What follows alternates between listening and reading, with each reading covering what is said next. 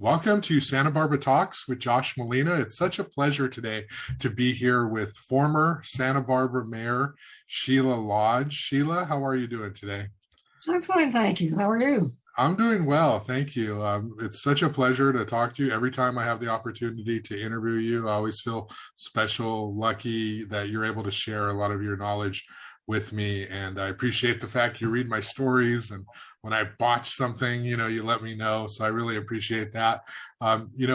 Sheila, you're planning commissioner, recently reappointed. You're still right there. You're a leader at Santa Barbara, in the city of Santa Barbara. So I want to talk to you about the Santa Barbara mayor's race. I want to talk to you about the city council election, and from there, we can sort of springboard a little bit onto some of the issues that we as a city are facing in terms of development and housing, homelessness, and these issues that are playing out in the election. But I want to lead off with, I have to tell you, I was surprised when I found out that you were endorsing Randy Rowse for Santa Barbara mayor.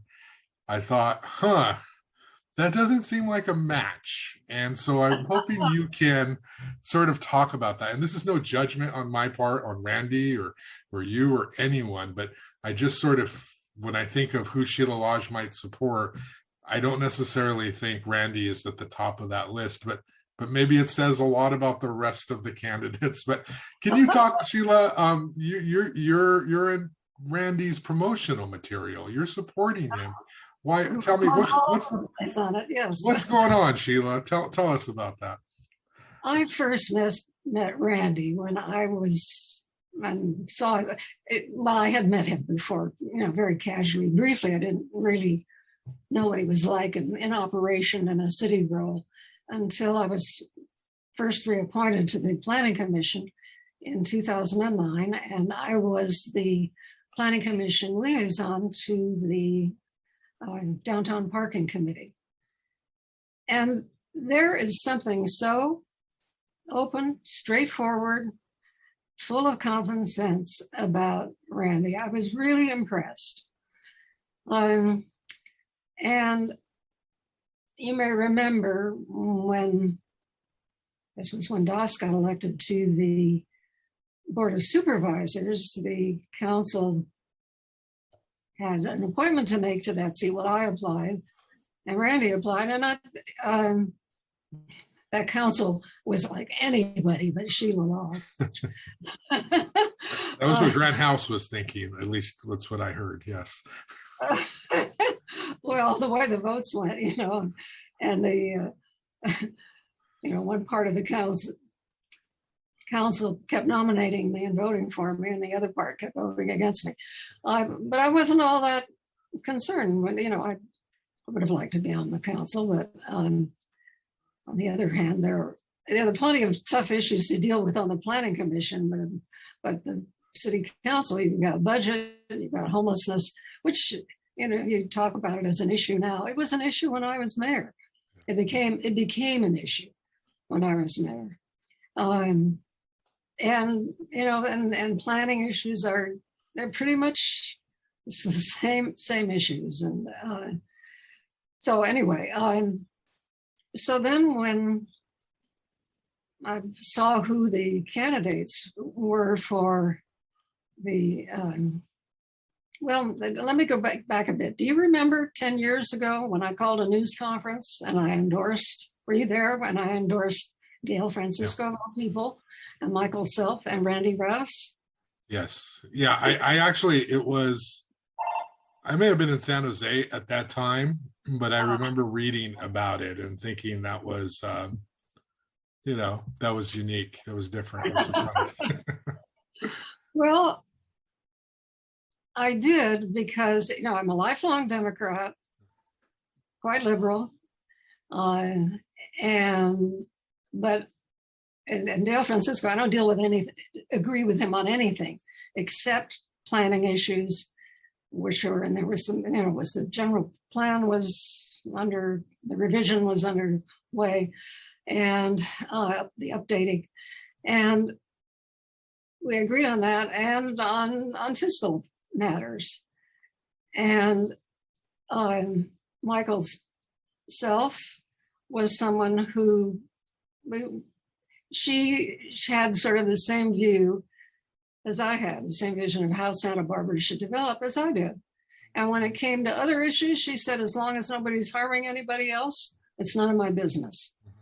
You know, and she was considered, but I got annoyed because, you know, Dale definitely is a conservative, but Michael and Randy were being labeled as conservatives. Randy, I don't know, he just doesn't think it's anybody's business who he's voted for, who he's supported. You know, there's his votes on the council. You can see where he stands, but he's quite liberal, actually. But what I got, things really changed from the time when I was on the council. At that time, the Democratic Party wasn't much involved, and the unions were involved. They would support candidates they liked, but there wasn't that much involvement. But they had changed over the time, and I didn't think for the better. Some council members were dealing with the unions on the side when they're absolutely supposed to maintain an arm's length distance between themselves and the unions, and the party, the Democratic Party, was kind of calling the shots. And that was not necessarily what I saw as the way before, when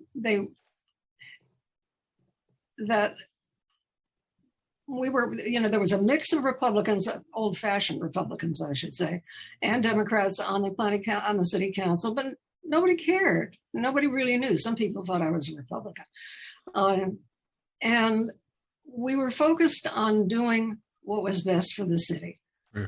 And, we didn't always agree because we had different ideas about what was best, but none of us were thinking about running for some other office. And we just did the city's business, and I think we got a lot of good things done. And the change, it's city or government employment is the only case where the employees have a chance to influence who their bosses are going to be. Yeah. And when the council members look more to the unions or to the Democratic Party for how they should vote, I don't think they're doing the best job that they could for the city.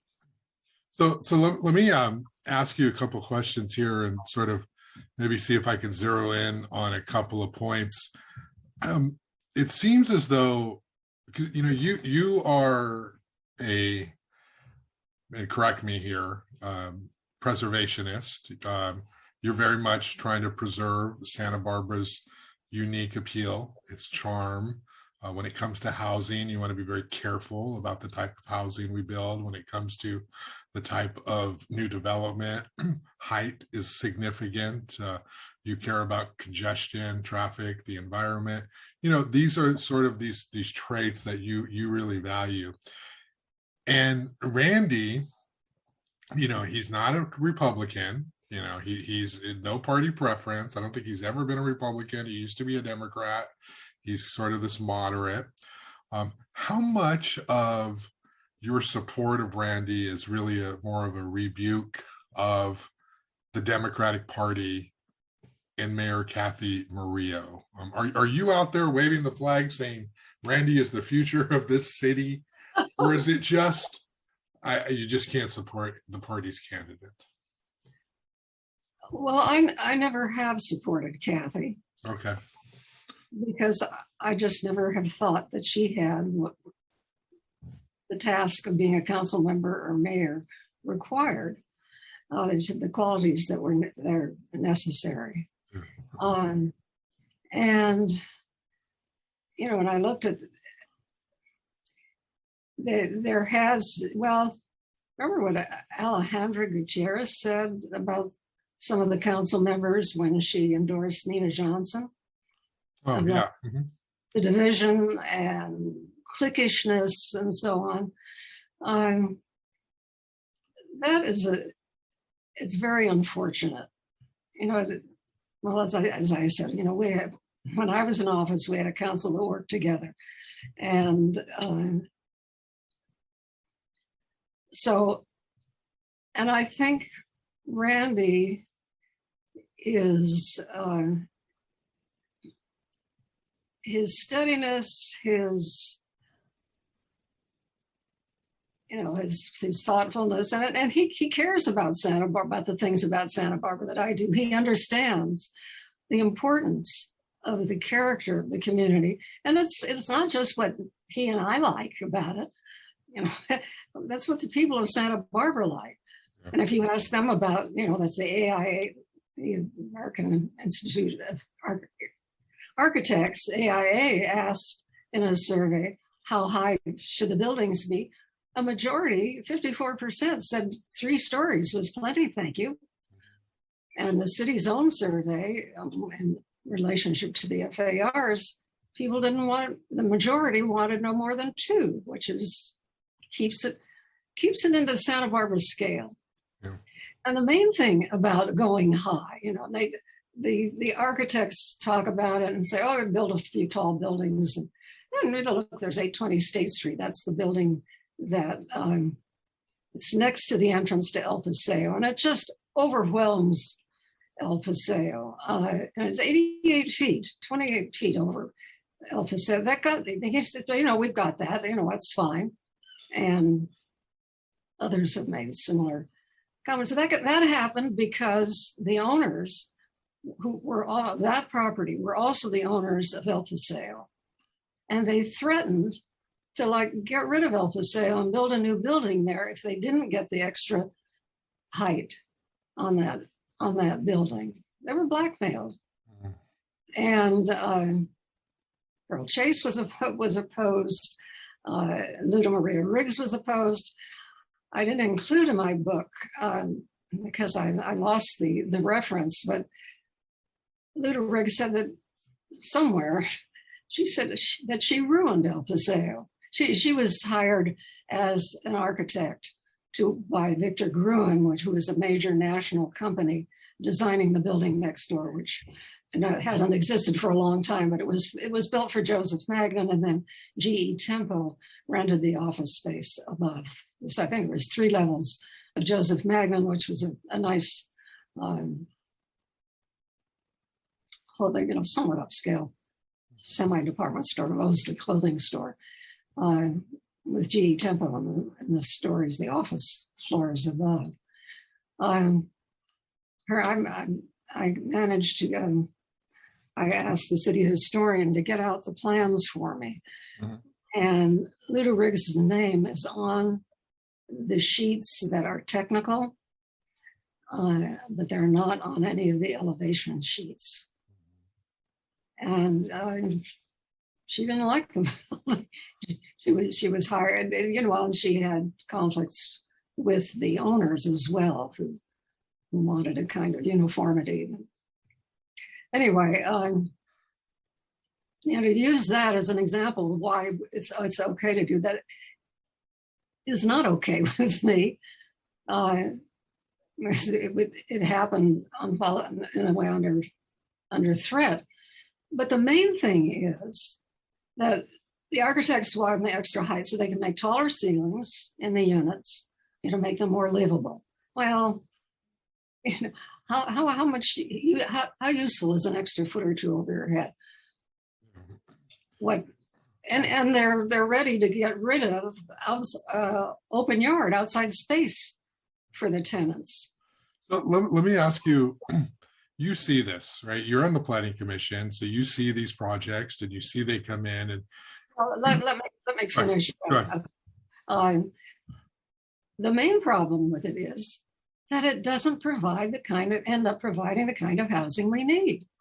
Mm-hmm. They now have the 10% inclusionary provision, but that means that 90% of them are market rate. recently the planning commission had before it a project at 630, I think it's 630 Chapala Street, where the Volkswagen auto dealership used to be. Very nice looking project, and no parking. That's another incentive that the city gave to the developers. 30 or 40 units. And on the site visit, I asked they will have, 10% of them, 3 or 4, will be in the moderate income affordable range, while the rest will be market rate. So I asked the architect developer at the site visit, will the rents be lower because there is no parking? And he looked at me and he said, the rents will be what the market will bear. And the thing that happens with the market rate units is, it's new people in the community, new population. They have needs, and they end up creating a demand or creating more jobs because there are more things that need to be done for the additional population, most of which are generally lower income, and they end up creating a demand for even more of low income or moderate income affordable housing. And so the jobs housing imbalance gets worse. Up to close to 20% of the units would have to be affordable to maintain the same balance that we have, which is way out of balance. It wouldn't improve it in any way if 20% of the units were affordable. But it's not providing what the city needs. And what the city needs is capital A affordable housing. And we've got to get try to get the state to provide funding for it. They keep telling us, we got to build it. Well, they took away the redevelopment agency, which was the source of what we did for years in providing affordable housing.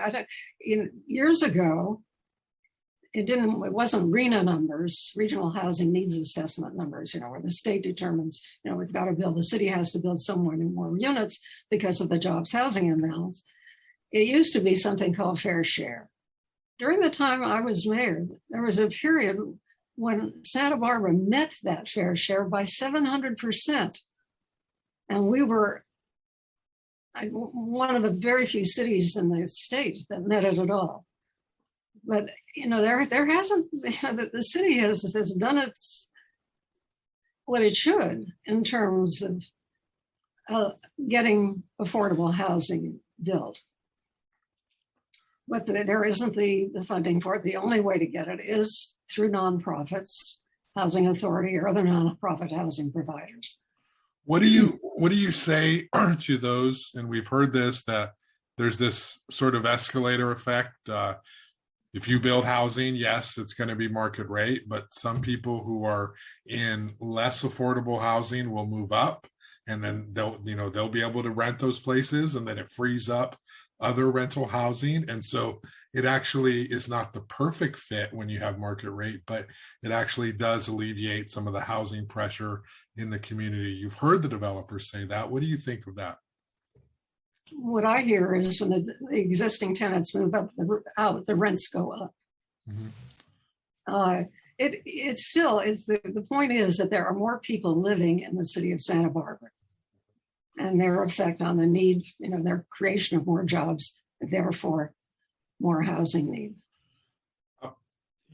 There's a whole community of people who are really pushing right now for Santa Barbara to change, for Santa Barbara to build high density housing. We're seeing it play out on State Street. We're seeing sort of this evolution of, we want these e-bikes, we want this alternative transportation, we want services for young people. They say that for a new generation of people who can live in Santa Barbara. UCSB graduates will go to open mic on the council and say, I can't afford to live here.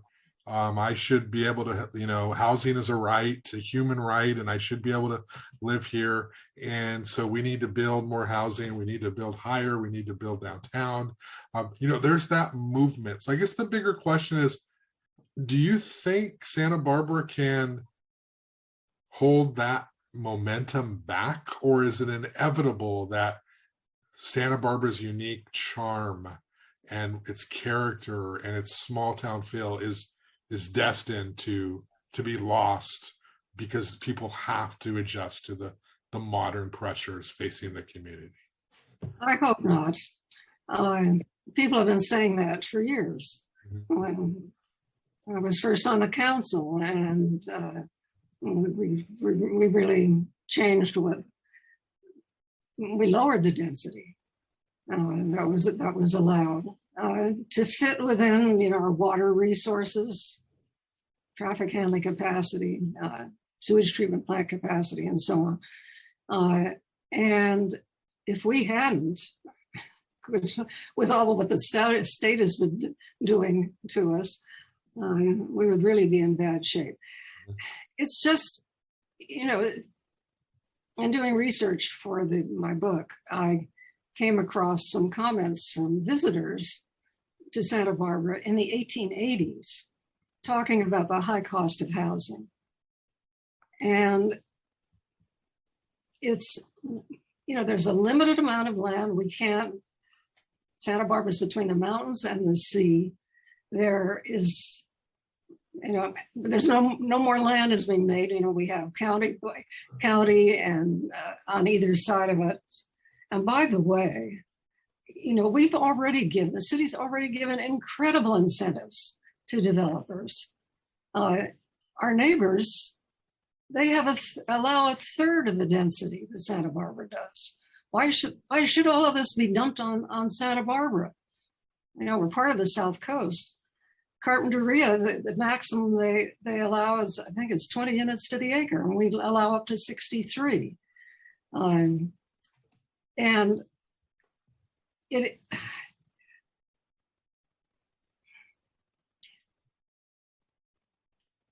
they're just, because we have been so protective of Santa Barbara and what makes it special, people who can afford to live anywhere, many of them come here. And then we still have the views in most cases, and the climate is changing somewhat, but it's still one of the best climates in the world. And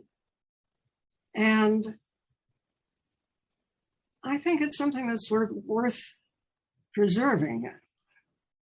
And as I said, the city has done all that it can in terms of providing capital A affordable, really affordable, subsidized housing.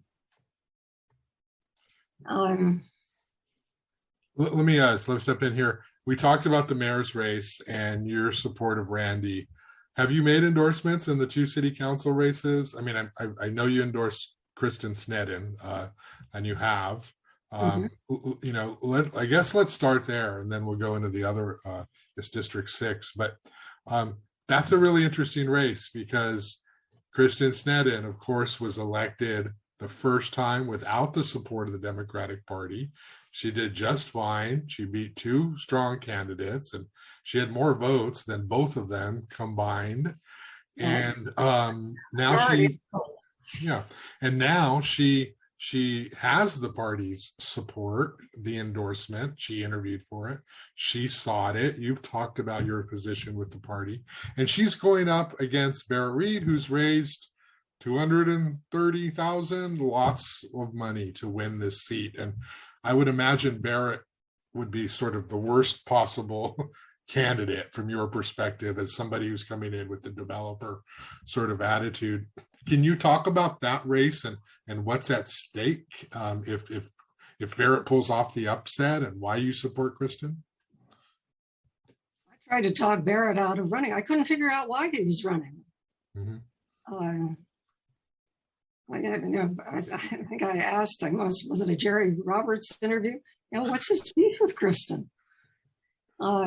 And he he serves on the planning commission, so I've had an opportunity to observe him, and he's very nice. He's charming, good looking. So is Kristen, and Kristen gets it about Santa Barbara, and what's special about it, and keeping some of that. Now Barrett talks a great talk about that, but on the planning commission, if the developer wants to go over the height limit, yeah, sure, he votes for it. He votes for and was really pushing on trying to make things easier for developers, I suppose. Well, and some of it was really odd. In the hearing we had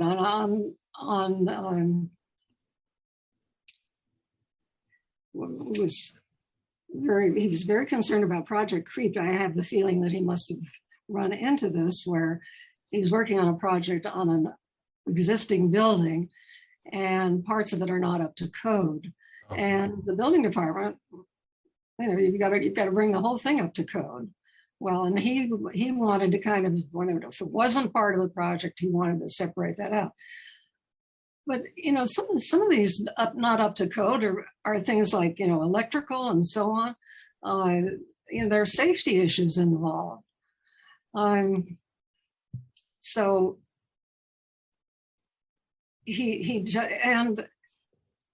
and Kristen has done a great job.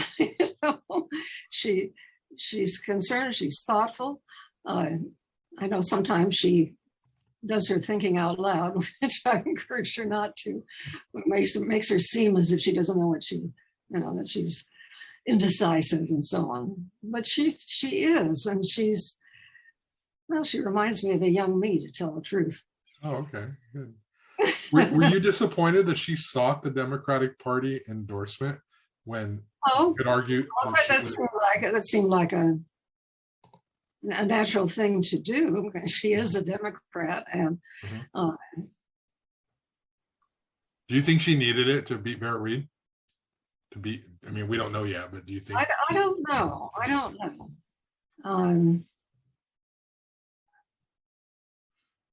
Yeah. Okay. So sorry. Did you want to add something?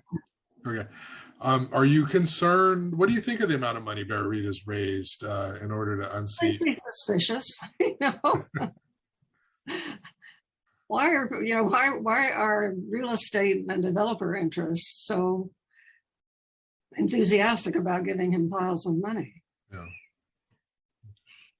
So let's move over to District 6, and Meagan Harmon, the incumbent, is running for re-election against Nina Johnson, Zachary Pike, Jason Carlton. It's really a race between her and Nina, because Nina's longtime city employee, has connections, she has endorsements. She's the most formidable of the challengers. Have you made an endorsement in this contest?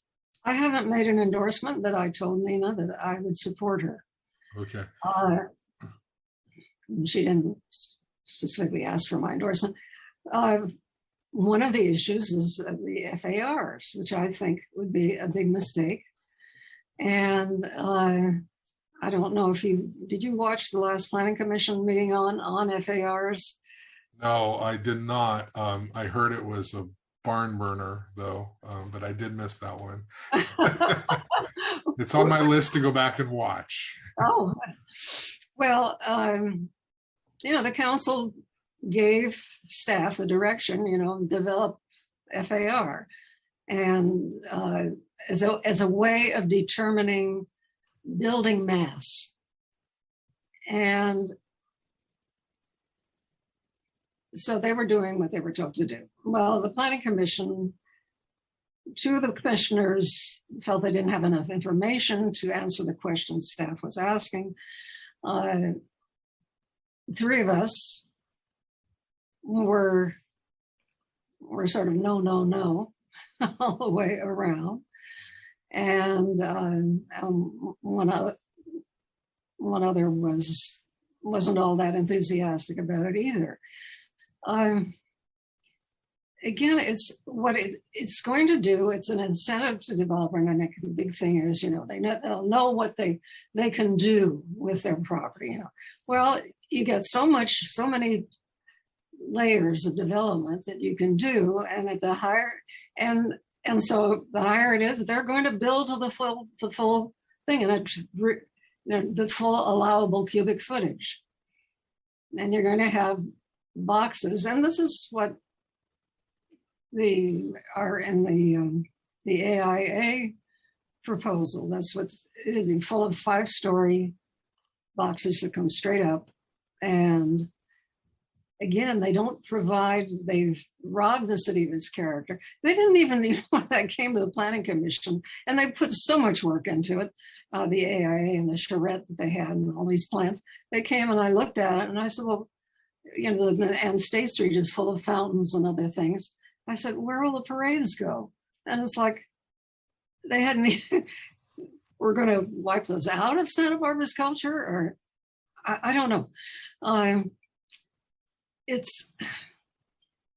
Anyway, I happened, Rob Fredericks, director of the city's housing authority, sent a letter and made comments at one of the hearings on the issue, in which he expressed, concern about it, because every time another incentive is given, the value of the property goes up, and it results in making it harder and harder for the housing authority or other nonprofit housing providers to do what they do.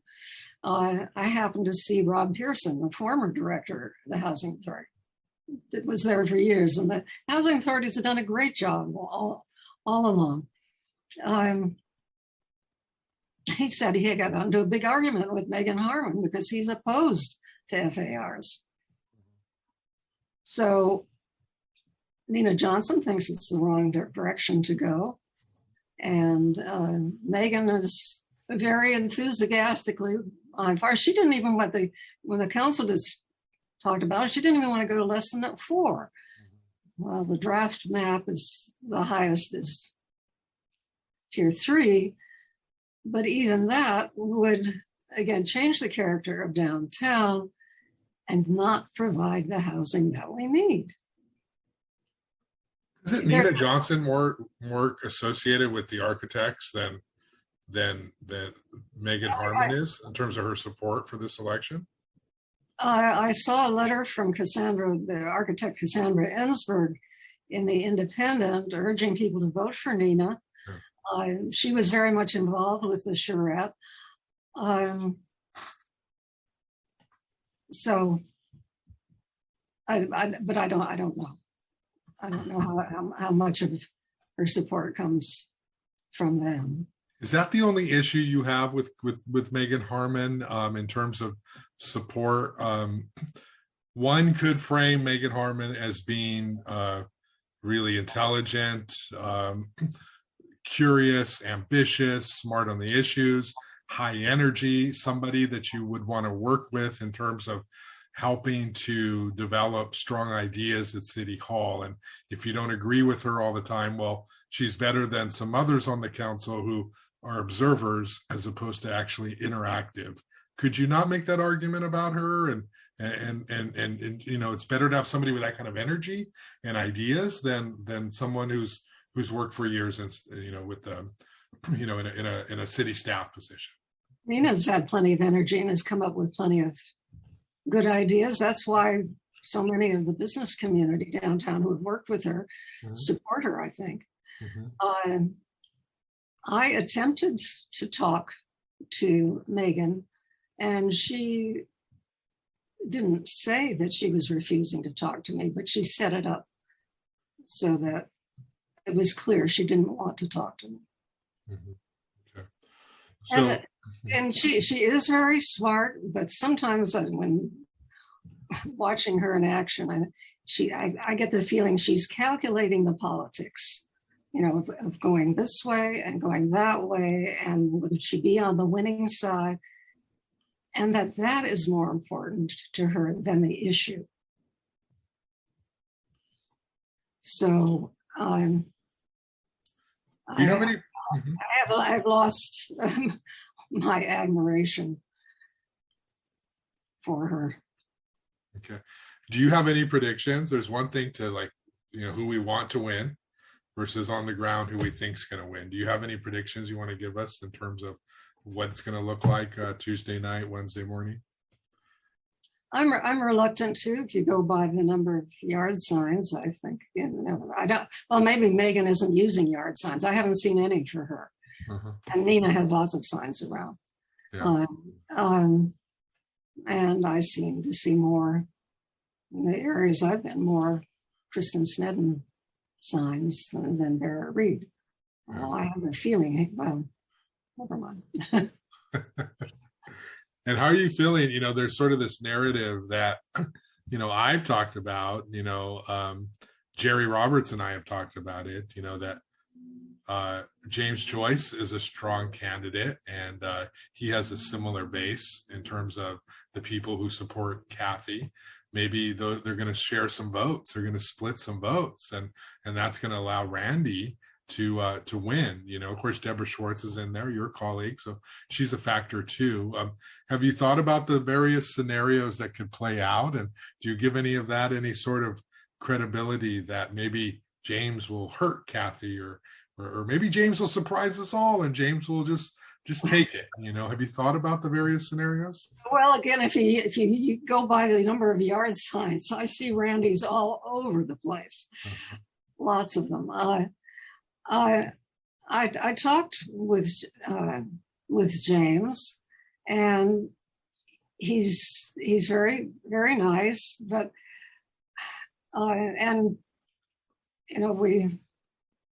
it turns out that I taught school in the neighborhood where he's from, near Baltimore. Oh, okay. And we talked about my experiences. I'd lived all my life in California until I was 18, when I foolishly got married the first time to someone who was a college student on the East Coast. And I ended up teaching in the school district while he was finishing his degree. I really got into it with the teachers. I was teaching for about 2 weeks, and all of a sudden I looked around my classroom. Where are all the Black kids?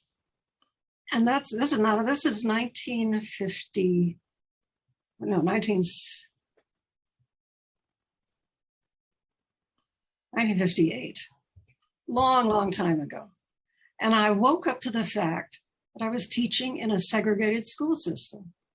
And I went looking after that when I realized that, for the school for the Black children. And it was like the stereotypical semi-shack on exposed pilings with a dirt playground. Well, the building I was in was the traditional 2-story large playground area. It was just totally different. And I don't know if you want me to go into what happened is that they had a teachers institute where the teachers all met, and there was no school for the children, and they supposedly were learning new things and hearing speakers who would give them new perspectives and so on, and improve them as teachers. Well, they'd managed to get,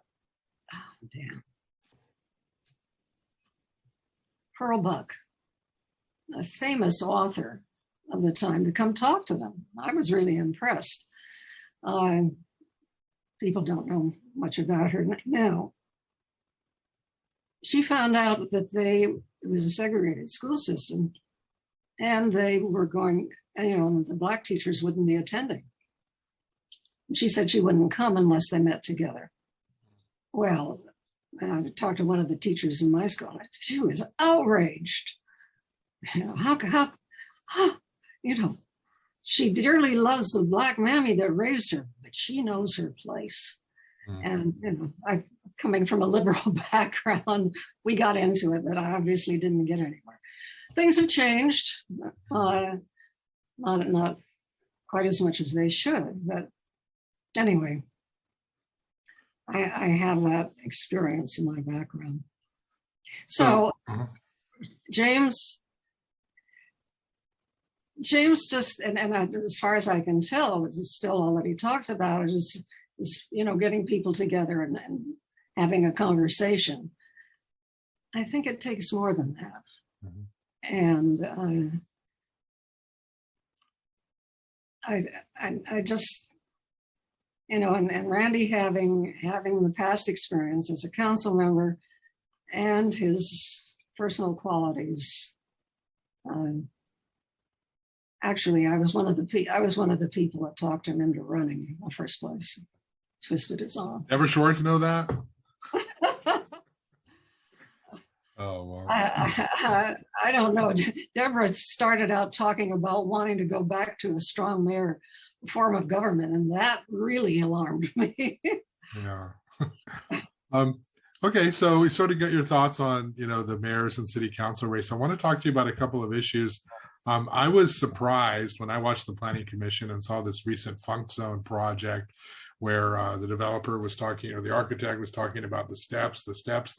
And I looked at these renderings and I thought, there's no way this Planning Commission is going to go for this project. And then I heard mostly positive support that it was a good project and it could be sort of this anchor. And I just thought, I hate going to the Funk Zone to report because I can't park anywhere. I have to park far away. Walk. You hear me say I only go there at 3:00 in the afternoon. Yeah. No place to park. And I could park in the waterfront parking lot, on the other side of Cabrillo, or the one across from it by the visitors center, teeny visitor center. But particularly at night, I'm not, I'm a little old lady. I'm not going to go wandering around in the dark there. I agree with you. The parking situation is terrible. Yeah. And what really got me is that, we had considered a project at 121 East Mason, which is the other side of the railroad tracks, same zone designation. Yeah. Other side of the railroad tracks. And it was, 1 floor of commercial and 3 floors of residential, some of which was going to be really affordable because they were processing it through the state bonus density provisions. And when I saw this thing, when I first, was looking at the staff report and then at the drawings, I thought, all these, a bunch of restaurants and hotel rooms, and a bunch of low-wage jobs, and where are these people going to live? And then it turns out that, I don't know why this is, but when that zone for that area was established, and it was not during my time, the council decreed that there would not be any residential. So we were kind of stuck. Yeah. Yeah, so no housing could go there, but now you have, but even with what was proposed, it just seemed like a lot. 12 hotel rooms down there. We'll see what it ends up being. That was a very early sort of, hey, we've got some ideas. Let's get some feedback. We'll see what happens. It's a real shame that they couldn't have included housing there. Okay. We got a couple more minutes left. I want to give you an opportunity to talk about your book, Santa Barbara and Uncommonplace American Town. It's anyone who reads it is going to learn a lot about Santa Barbara's history. And what I was struck by, and I wrote a story about it, was so many of the issues that we think are new that we're dealing with. People have faced the same issues more than once, over the last 100 years, or, and it's sort of like good context, a good reminder that Santa Barbara is where it's at because of the work of people over the generations fighting to preserve what makes it special. And it's not easy. By a couple of different changes in time and history, we would have big towers. We would have a different sort of city. So I was struck by that. But can you talk a little bit about sort of the book, and why should people pick it up? Why should they take an interest in it? And particularly like people who just got here, people just came here and think oh, Santa Barbara's sleepy, let's change it, like that crowd. Can you talk a little bit about that? I don't know if I haven't encountered that crowd during my time around. The crowd that I encountered is the people, like in newcomers, the new residents. Mm-hmm. They come, this place is wonderful and don't change a thing. Yeah. So I wrote it because in 1973, there was a change in the city council. And I was curious, and that council had a study done called The Impacts of Growth, which talked about the impacts of growth. And their conclusions were that there are no advantages to growth. With growth, the bigger cities, denser populations, and more people rubbing up against one another, you have more need for police, more issues around that, more demand on the resources, and such as water, which we don't have here. I mean, we have enough for the next few years, but if the weather continues getting worse in terms of rain, and I'm so looking forward to tonight's rain.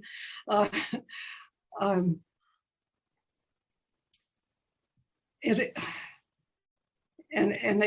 looked at other cities of comparable size, cities comparable to Santa Barbara.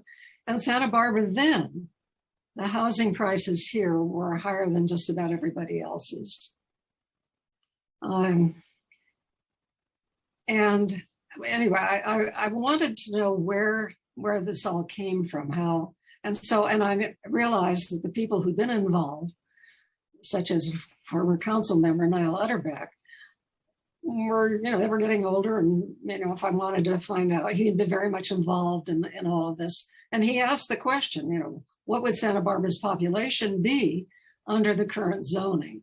Well, it was 140 to 150,000, more than twice what the existing population was. And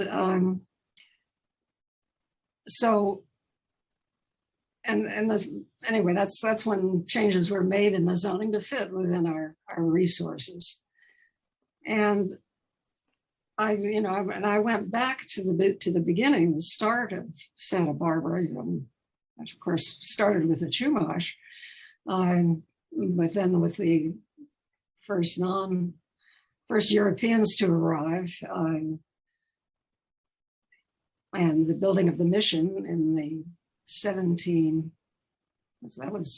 Presidio was started in 1782, and the mission, if I'm remembering these numbers correctly, and 4 years later, the mission was started. And so it's interesting, Santa Barbara was Vancouver, and a British explorer came down the coast, and he wrote about Santa Barbara that it was, and others had comment about how it was just bare and dreary, no vegetation. And he said, what did he say? I don't know, something about a few scrabbly shrubs. That's all that there were. And then he and his crew cut down some of the few oak trees that were around for fuel on their ship for the. But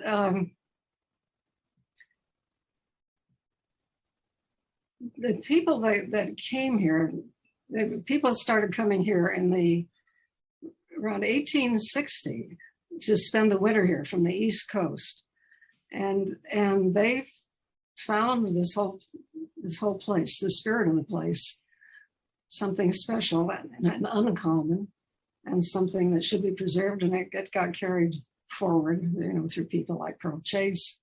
Bernard Hoffman was the person in terms of the architecture. That was his thing.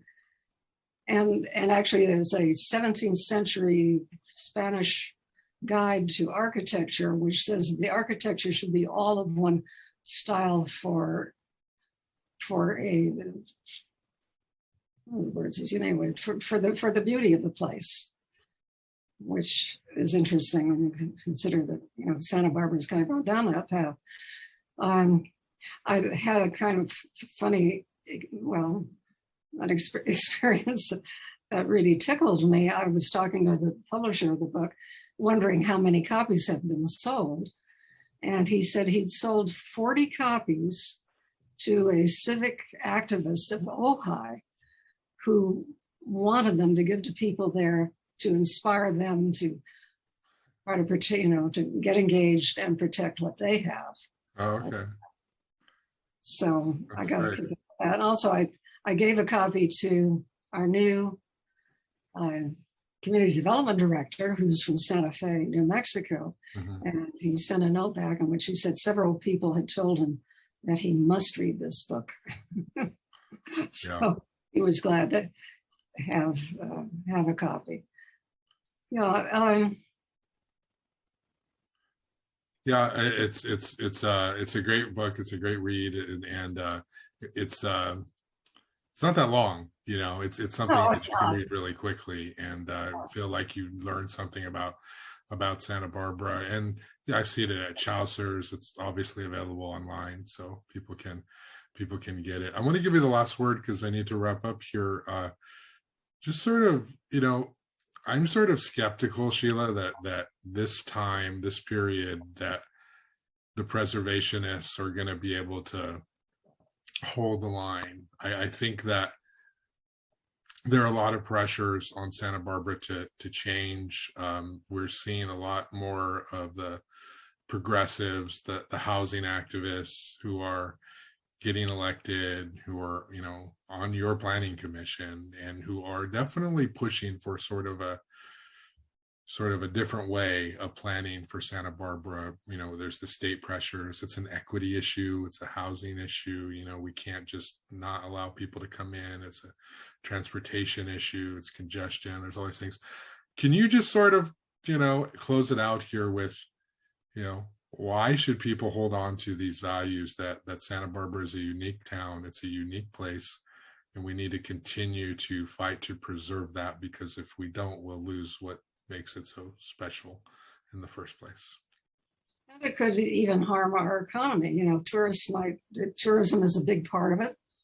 And, you know, if it looks like every place else, they might not want to come here. Yeah. But the main thing for me is that, you know, if you're talking about higher densities and so on, it's not going to provide the kind of housing we need, and it's just making the problem worse.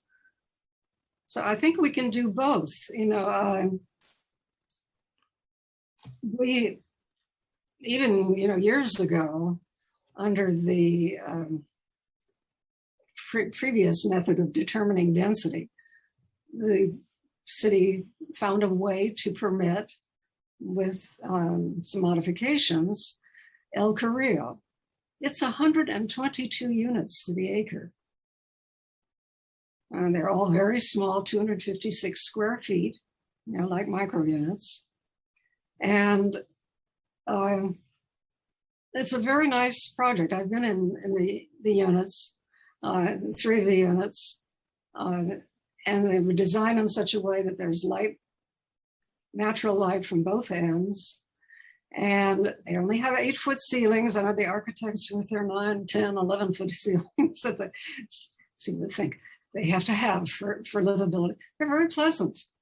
And in those little spaces, the residents have each made them their own. More recently, Planning Commission approved sanctuary centers, which is going to be a tall building. It's going to be almost 60 feet, but it's in the middle of the block, and it's all capital A affordable. There's a basement and then 2 floors with offices. Sanctuary centers helps people with mental health issues. And they will have a dental clinic. They currently on site have, One on Cannon Perdido. no, it's 115 West Anapamu. Anapamu. Yeah, you're right. Sorry. That's in the the middle. one I'm thinking of. I just got the name address wrong. Right. It's, Yeah. it's behind existing buildings. Yeah.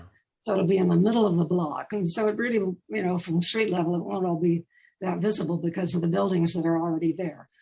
And there'll be 3 floors for services, medical, psychological, dental. And then the rest of it is residential studios for people who are having mental health issues. I wish we could have more of those to approve. And that, they came in under the state bonus density law. And I think it's also 122 or 123 units to the acre. So we have the ability under the AUD, which I think is working. It has, there's actually a vacancy factor now, which we hadn't really had for, it was like around 0.5% for years. It gotten up to 4.4% last spring. And 5% is considered, what you need for flexibility for people to move around and find new habitations. And hundreds of units have been built. Hundreds have been built in the 45-foot limit, despite all the architects' complaints. And I think we should stay with that. Leslie Wiscombe was also on the Planning Commission, and I happened to come up with the same idea. And both of us don't want to go the FAR route, but since there's been all this discussion about micro units, we came up with a proposed amendment, which will be discussed at the November 4th meeting, amendment to the AUD ordinance that would allow up to 90 units to the acre of units that are 250 to 350 square feet. And we'll see if there's a market for it, and and if the developers want to go that route. If council decides to adopt it. Okay, Sheila. Well, I really appreciate your time and so much knowledge that you're passing on. And thank you for taking a few minutes to share your thoughts, your punditry on the Santa Barbara election, and just your knowledge and history of this town. So I appreciate it. Take care. Oh, well, it's my pleasure to be here. Thank you for having me.